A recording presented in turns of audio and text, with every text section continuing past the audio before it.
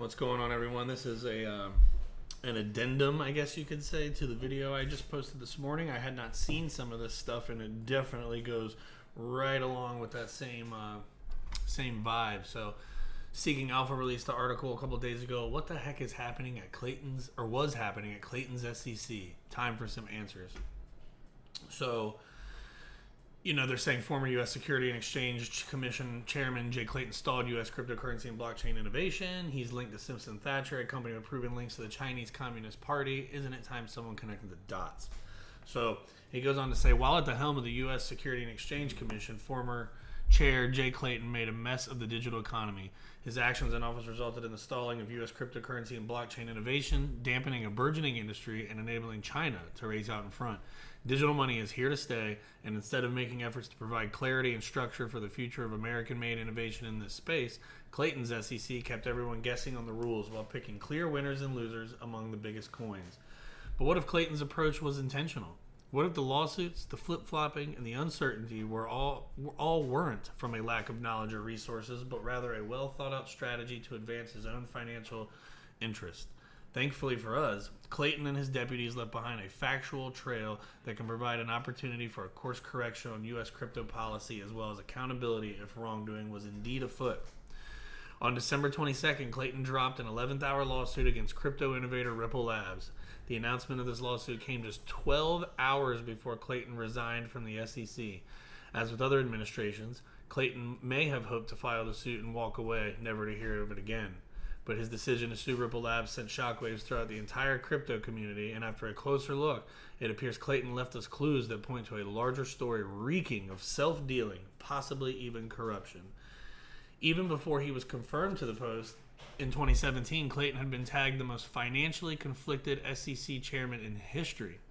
I shared, Elizabeth Warren really tore him apart in that video I shared earlier. Accusation doesn't equal guilt, but the facts that made the label stick.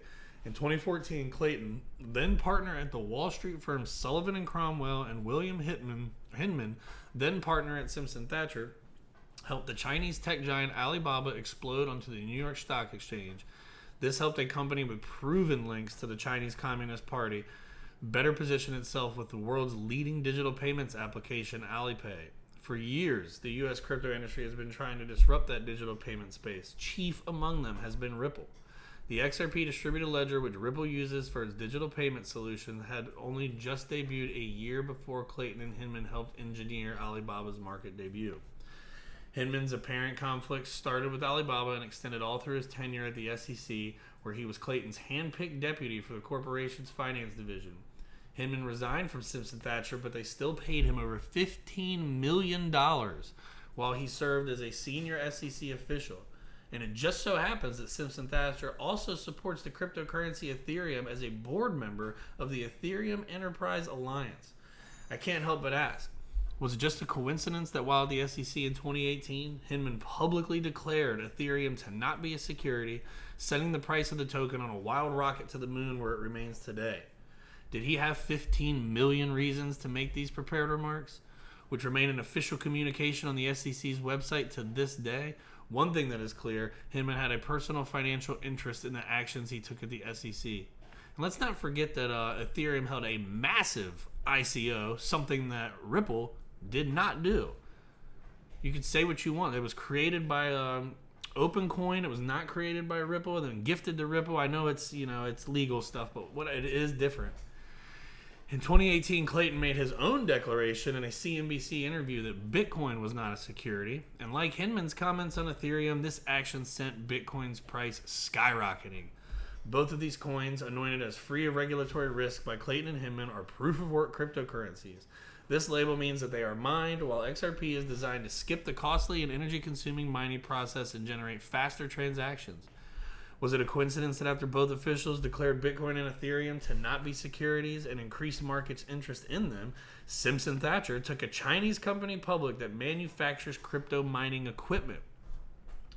It is well documented that a hedge fund named One River Digital Asset Management made a $1 billion bet on Bitcoin and Ethereum after Clayton's SEC declared they are not securities. Soon after, Clayton filed the SEC lawsuit against Ripple that crashed the value of the leading non-mine token, XRP, alleging that it had been an unregistered security for 7 years. Only weeks later, One River hires Jay Clayton to a senior position at the hedge fund. Hinman is now back at Simpson Thacher, where he never got off the payroll.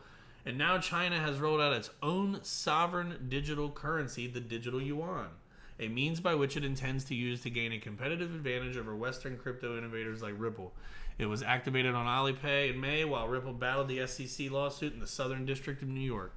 None of the troubling facts laid out here today are in dispute by Clayton, Hinman, Simpson Thacher, or One River, nor is the chronology of how they happened. Isn't it time they answered the questions that inevitably arise when everyone connects the dots?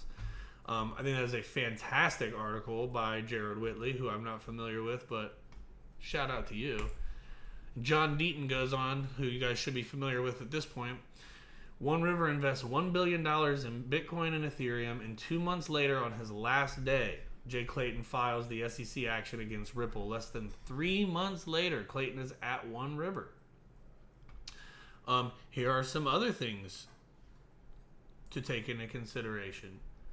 Clayton's family gets millions of dollars in annual dividends from a WMB holding. His family got $4 million per year in dividends. To receive that much in dividends is equivalent to owning a $200 million in stocks that pays 2% in dividends.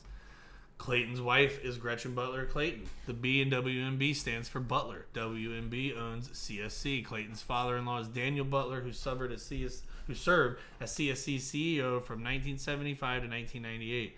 WMB and CSC share the same address.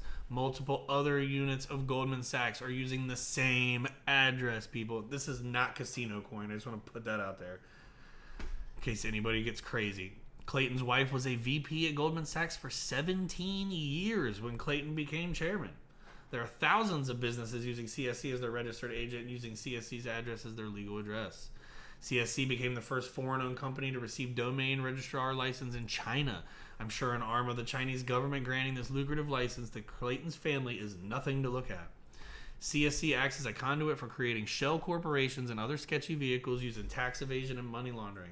We're not even going to get into how Clayton represented Lehman Brothers during the financial crisis, but showed up the next day representing Barclays, who was buying it. Guys, this stuff is crazy. Let's go back to this other stuff. He also says, I wasn't the only person to think about these issues. And Santiago Velez says, I don't normally connect dots, but hey, it's almost Christmas. Let's have fun. Mr. J. Clayton was once a partner at Sullivan Cromwell, where he was a member of the firm's management committee and co-head to the firm's corporate practices. Okay. Imagine what a real investigation might reveal. An objective investigation isn't only for the purpose of finding possible guilt. If there was no wrongdoing, it would restore the faith in government.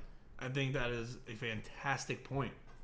The only reason to not investigate is to hide something, because if there is nothing to hide, you would restore the faith in the people, which is important, because what is the SEC's primary mission? To protect investors. We would like some clarity, guys. Queen Crypto, excuse me.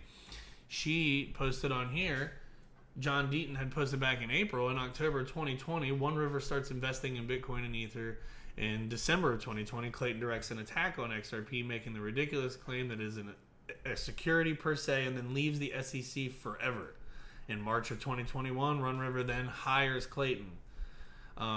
This person said, is there any outlet that will do a story with Attorney John Deaton on the SEC corruption that is becoming apparent? And Queen Crypto, another great follow, says Marc Levin just mentioned on his radio show that the SEC needs to be investigated. Mentioned that he was going to look into it. Referenced the Ripple case on June 15th. That could be a good place to start. So that is pretty much going to wrap up this video. I just wanted to touch on that real quick because it goes with the video I literally just uploaded earlier. So I just wanted to get this out right away to add to that. And that's going to do it for me. Make sure you hit the like button, subscribe, tell your friends that we are coming after Jay Clayton, William Hinman, and Marc Berger. And we will not stop. XRP Army is ready to roll.